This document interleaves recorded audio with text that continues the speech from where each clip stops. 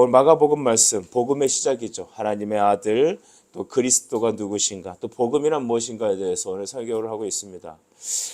우리 공간복음이라는 책이 있죠. 마태, 마가, 누가 이 세 성경을 같은 관점으로 썼다. 그래서 예수 그리스도의 태어나심과 사역, 그다음에 죽으심, 바로 예수 그리스도 일대를 쓴 책입니다. 같은 얘기를 쓰지만 조금씩 다른 관점으로 썼기에 이 세 책을 같이 놓고 볼 의미가 있습니다. 그런데 이 공간복음 중에 가장 먼저 기록된 것이 우리 마가복음이다. 우리 그렇게 알려져 있죠. 이 마가복음은 또 헬라인을 상대로 기록이 되었습니다. 항상 이런 책을 쓰신 때는 저자가 자기 갖고 있는 어떤 관점을 갖고 있고 또 그것을 받는 청중에 대해서도 또 이제 중요하게 책을 쓰죠. 우리가 마태복음 같은 경우는 유대인들을 대상으로 많이 썼습니다. 그래서 보면 족보 얘기가 나오고 또 구약에 대한 인용이 상당히 많이 나오죠.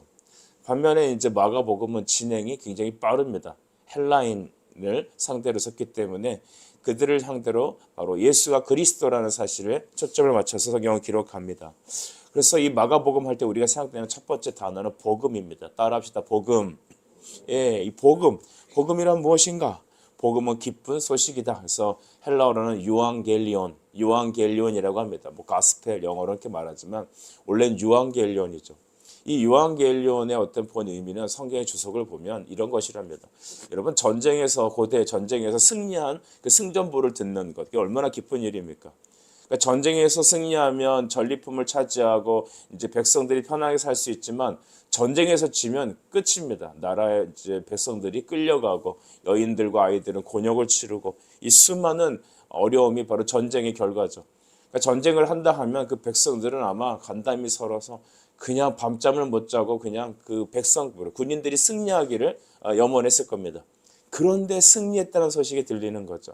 우리 42.195km 마라톤이라는 전설도 여러분 아시지 않습니까?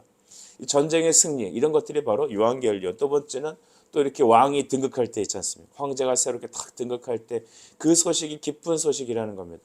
여러분에게 오늘 복음은 무엇입니까? 간혹 우리 학교 다닐 때 이런 장난을 칠 전도사님들이 계셨는데 그 왜 돈 내고 자기가 학교 다니면서도 그 휴강하면 그렇게 좋아하더라고요. 그러니까 오늘 내가 복음을 알려줄게. 오늘 점심 식사 유는 수업은 휴강이야. 그러면 복음 중에 복음이로다. 이런 말도 안 되는 소리를 하는데 여러분 그것은 바로 그들에겐 기쁜 소식이라는 것이죠. 여러분 우리의 기쁜 소식은 무엇입니까? 바로 예수 그리스도. 그분이 여러분의 가정과 개인과 자녀들 위해 진정한 기쁜 소식이 되길 간절히 바랍니다. 이제 여러분 오늘 마가복음의 특징은 복음을 선포하는데 어떻게 시작하느냐. 1절을 보니 하나님의 아들 예수 그리스도의 복음의 시작이다 라고 합니다. 그렇습니다. 예수는 하나님의 아들이십니다. 곧 하나님이시다. 그분이 우리에게 오셨다는 것이 복음의 시작이죠. 그러면서 책은 2절에 선지자 이사야 그래라고 하며 이사야 선지자의 어떤 예언을 인용하죠. 그것은 무엇이냐면 내가 내 사자를 내 앞에 보내노니 그가 내 길을 준비할 것이다 라고 말하는 것입니다.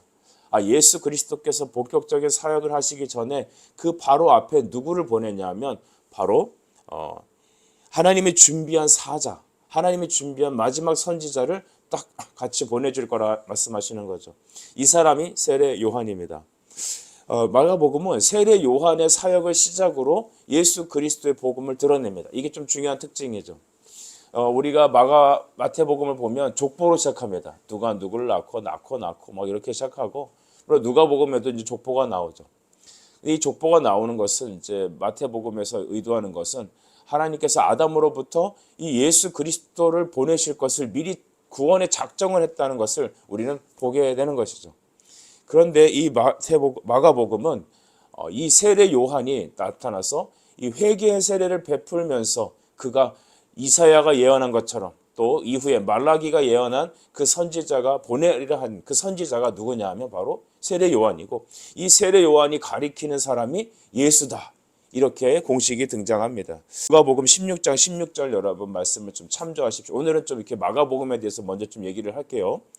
누가복음 16장 16절 말씀을 우리가 참고하면 율법과 선지자는 요한의 때까지요 라고 말합니다. 여기서 요한은 세례 요한이죠.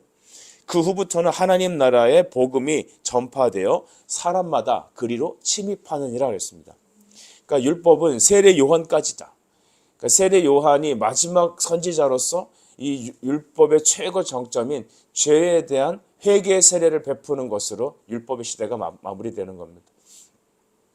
그리고 그 뒤에 이 예수께서 요한에게 세례를 받으심으로 이제는 예수가 바로 율법을 성취하시는 하나님의 아들이심을 딱 보여주는 것이죠. 성경은 정확합니다.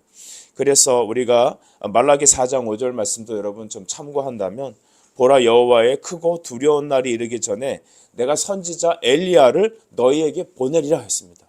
여기서 선지자 엘리야는 누굴 말할까요? 세례 요한을 말합니다. 이 엘리야의 모습과 세례 요한이 좀 비슷한 점이 많나 보죠. 우리 그 요한은 굉장히 상남자입니다. 날에 철들면서부터 집을 나가서 광야에서 살면서 그가 입고 다니는 옷 아시죠? 이 짐승의 죽은 털옷을 입고 다녔답니다. 이게 엘리야의 모습도 그랬다는 거죠. 이미지가 비슷하게 이렇게 상충되는데 광야에서 메뚜기 잡아먹고 또 이렇게 석청 먹으면서 이 광야에서 바로 회개하라, 천국이 가까웠다 이렇게 회개의 선포를 했던 그것이 바로 세례 요한이었습니다. 사랑하는 여러분, 오늘 세례 요한이 나타난 바로 사역하는 사역은 바로 회개의 세례를 베풀었습니다. 우리 율법의 중요한 특징은 죄를 고발하는 것이죠. 율법은 법입니다. 하나님의 법이 잘못된 게 아니라 우리의 죄를 드러내는 것입니다. 너는 심판받을 죄인이다라는 것을 요한은 율법을 통하여 선포하는 겁니다. 그래서 그 요한이 그 강에서 사람들한테 회개 세례를 베풀었지 않습니까? 그러니까 사람들이 그 말씀을 듣고 찔려서 군인도 나오고 사람 어른도 나오고 아이들도 나오고 다 예수님께 나가서 그 요한에게 나가서 선생님 제가 어떻게 해야 되겠습니까? 하면서 그들의 죄를 하나님 앞에 고백했던 것이죠. 그 회개 세례가 바로 율법에 정죄하는 것입니다. 율법은 이와 같이 몽학 선생이죠.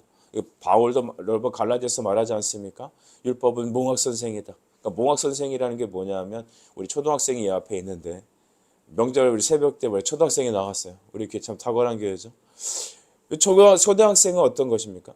바로 어린이를 성인으로 이끌어가는 바로 그런 선생님이라는 것이죠. 어렸을 때 우리가 아직 복음에 대해서 미숙할 때 바로 이 율법이 몽학 선생이 돼서 초등학교 선생님이 돼갖고 예수님께로 이렇게 이끌어가는 그런 것이죠. 여러분도 잘 아시다시피 과거에 이제 우리 부잣집 도련님들은 종들 중에서 좀 똑똑하고 그런 종들에게 이렇게 훈육을 맡깁니다. 그래서 그 아이가 성장하면은 어떻습니까? 성장하면 그때는 이제 주인의 어떤 재산과 어떤 권리를 탁 이어받으면 그때 이 선생은 이 어린이의 이제 종이 다시 되는 거죠. 아이가 일정 성인이 될 때까지 맡아서 교육했던 선생, 그가 바로 몽학 선생이었습니다. 율법이 그렇다는 것이죠. 율법은 우리가 죄인이라는 것을 드러냅니다. 우리를 고발합니다. 그래서 우리를 그리스도께로 가도록 이렇게 안내를 하는 것이죠. 그래서 여러분 예수님께서도 하신 말씀은 먼저 회개하고 너희가 죄사함을 받으라, 복음을 믿으라라고 말했지 않습니까? 회개가 먼저인 것입니다.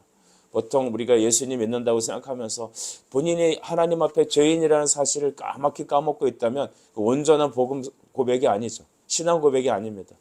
그래서 주님 저는 죄인입니다. 이렇게 고백하는 거 이거 너무나 아름다운 것입니다. 바울이 했던 여러분 신앙 고백들을 쭉 보십시오.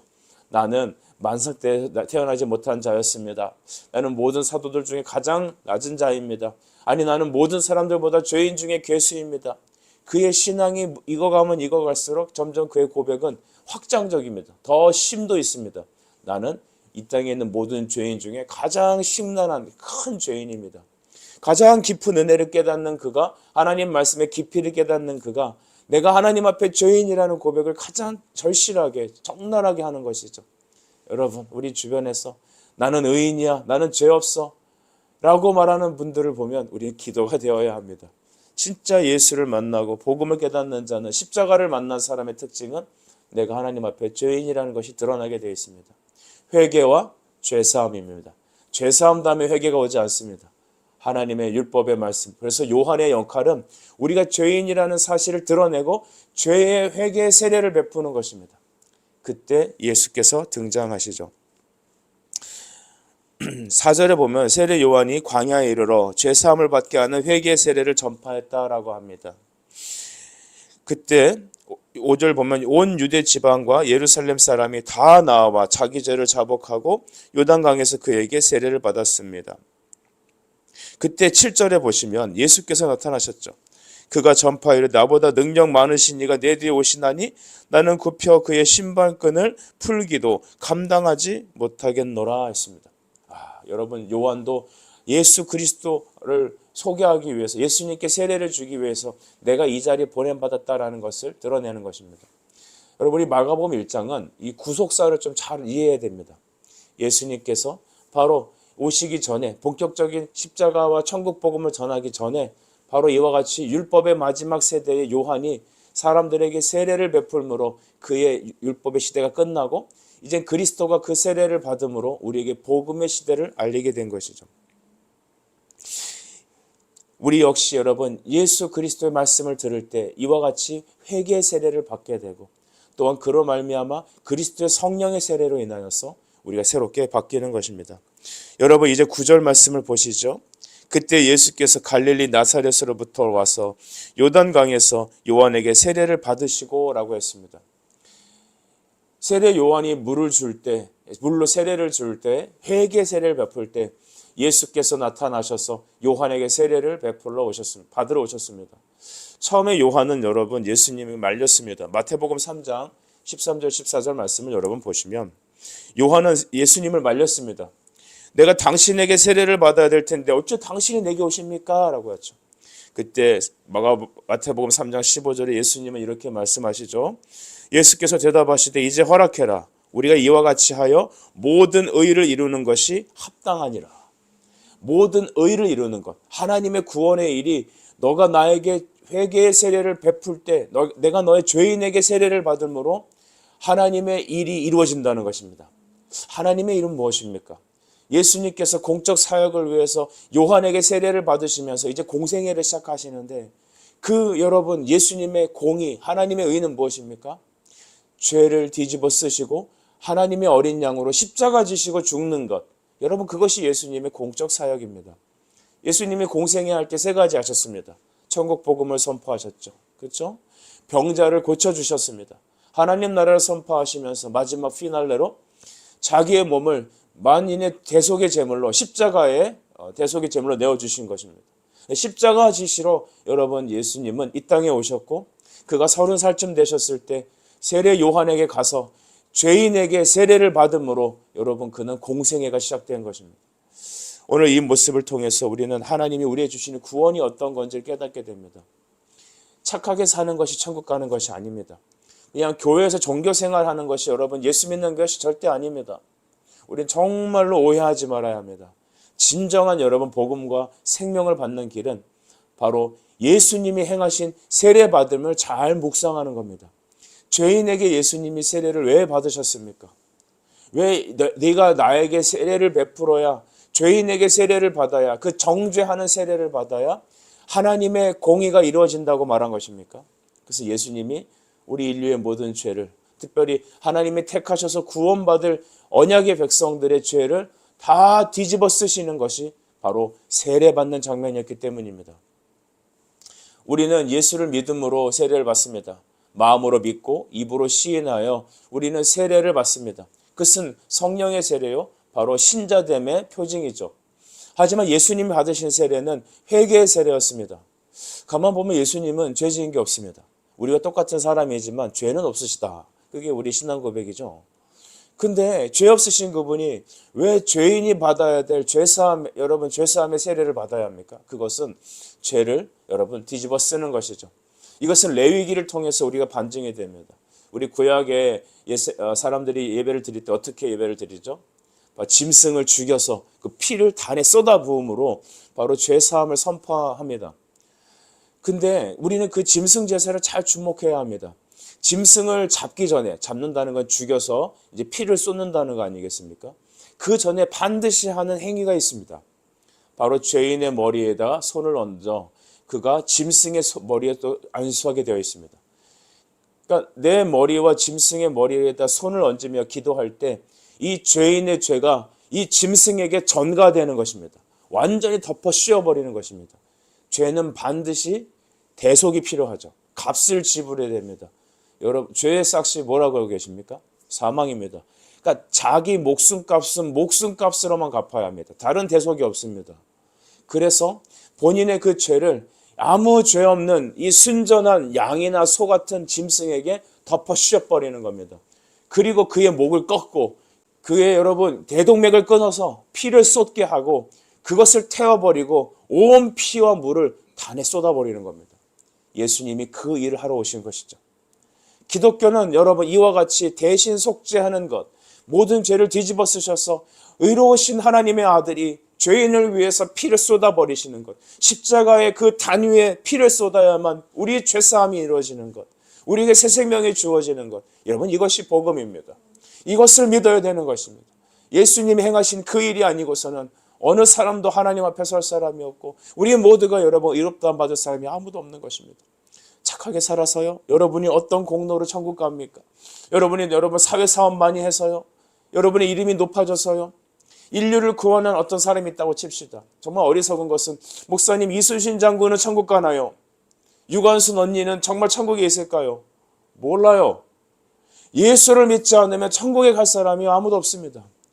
예수를 믿는다는 건 뭘 믿는다고 했습니까? 방금 아까 말씀드린 듯이 나의 죄를 짐승에게 다 전가시켜서 그 짐승의 피를 쏟아버리는 것, 그것이 바로 여러분 죄사함 받는 대속의 유일한 방법이었습니다. 예수님이 세례 요한에게 머리를 디밀고 안수받는 그것은 마치 죄인이 그 옛날 레위기에서 짐승에게 머리에 안수하여 내 죄를 다 짐승에게 전가시키는 바로 그 장면이었습니다. 인류의 모든 죄를 뒤집어쓰셔서 죄인인 세례 요한에게 세례 받으심으로 그 물 위에서 나오시면서 순간 하늘이 열리고 이렇게 말씀하셨죠. 11절입니다. 우리 11절 같이 읽어볼까요? 시작. 하늘로부터 소리가 나기를 내가 너를 기뻐하노라. 아멘. 이 장면에서 삼위일체 하나님의 영광이 싹 드러나죠. 예수 그리스도께서 바로 육체로 오신 예수님이 세례 받는 그 현장에 딱 쓰시고 하늘에서 음성이 울리셨죠. 우리 성부의 음성이 울린 것입니다. 내 사랑하는 아들이고 내가 기뻐하는 자라는 것입니다. 그리고 그때 우리 마태복음에서는 하늘에 비둘기 같은 성령이 그 가운데 임재하셨다. 삼위일체 하나님의 영광이 그리스도께서 세례 받으시는 우리 모든 인류의 죄를 뒤집어 쓰시는 그곳에서 여러분 나타나셨습니다. 구원은 삼위일체 하나님의 역사입니다. 구원은 하나님이 오랫동안 계획하신 일이었습니다. 그리고 세례 요한 때 와서 그 죄인으로서 신분으로 예수님께 안수하여 인류의 모든 죄를 덮어 씌우는 그 장면이었습니다. 여러분 그 장면을 머리로 생각해 볼까요? 세례 요한은 인류의 모든 죄를 의미합니다. 그는 마지막 선지자였습니다. 그는 여러분 율법의 사람이었습니다. 율법을 말합니다. 율법의 모든 정죄를 예수 그리스도께 안수하면서 여러분 다 예수께 전가된 것입니다. 우리 로마서 8장 3절 보면 그는 우리의 죄가 되었다라고 하셨습니다. 예수님이 우리의 죄가 되셨어요. 아무 흠없는 그분이 하나님의 아들이 30살쯤 되셨을 때 우리 그 가운데 나타나서 너가 나에게 세례를 주어 하나님의 의를 이루어라. 예수님이 우리의 모든 죄악을 덮어 씌우셨습니다. 우리의 모든 성도들의 아픔과 슬픔과 병과 모든 것들 다 2000년 전에 예수님이 세례 받으심으로 덮어 씌우셨습니다. 가져가셨습니다. 그가 전가에 가셨습니다. 이제 그를 믿는 자마다 십자가를 믿는 자마다 우리에게 부여되는 것이 있으니 그것은 곧 예수님이 이루신 믿음의 공로입니다. 주의 그 사랑 한량없도다 찬성할지어다. 예수의 공로.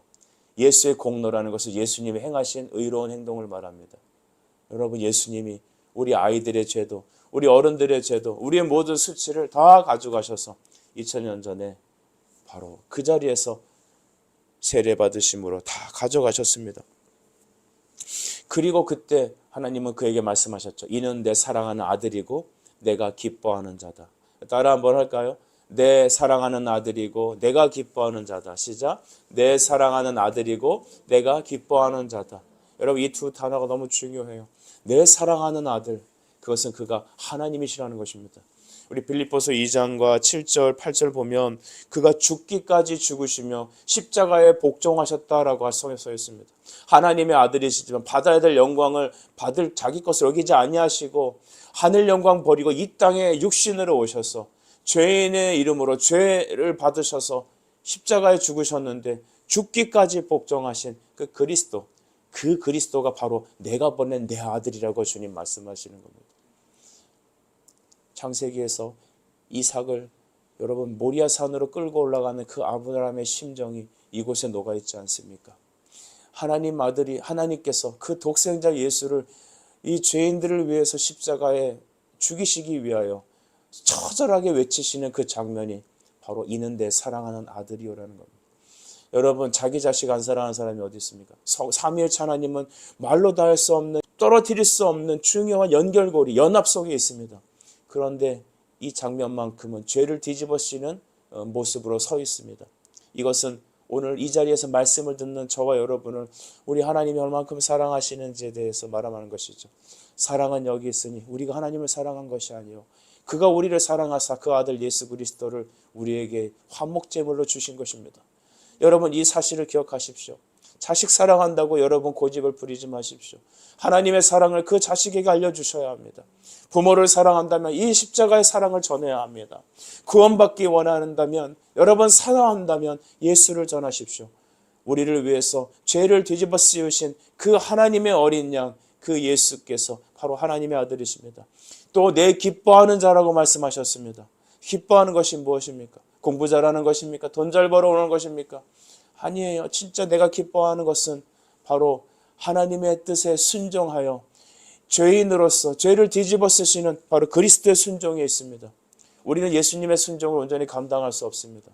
우리가 간혹 내가 십자가 지지 이런 얘기를 합니다. 여러분이 어떻게 십자가를 져요? 첫째 능력이 안 돼요. 둘째 그럴 생각도 없어요. 우리는 그럴 생각도 없습니다. 그리스도만이 우리를 위해 십자가 지신 겁니다. 그래서 우리는 항상 예수의 공로만을 드러내야 합니다. 여러분이 자랑할 것이 있으면 예수님 자랑만 합시다. 우리 교회에서 자랑은 예수 그리스도만 자랑하는 것입니다. 그래서 그는 내 아들이고 내 기뻐하는 자다. 하나님의 성부의 뜻에 온전히 복종한다라는 것을 말하죠. 오늘 말씀을 정리합시다. 요한복음 1장 29절에 세례 요한은 예수 그리스도를 보고 다음과 같이 말했습니다. 보라 세상 죄를 지고 가는 하나님의 어린 양이로다. 하나님의 어린 양이로다. 우리도 그 어린 양을 쳐다봅시다. 이렇게 이 아침에 고백합시다.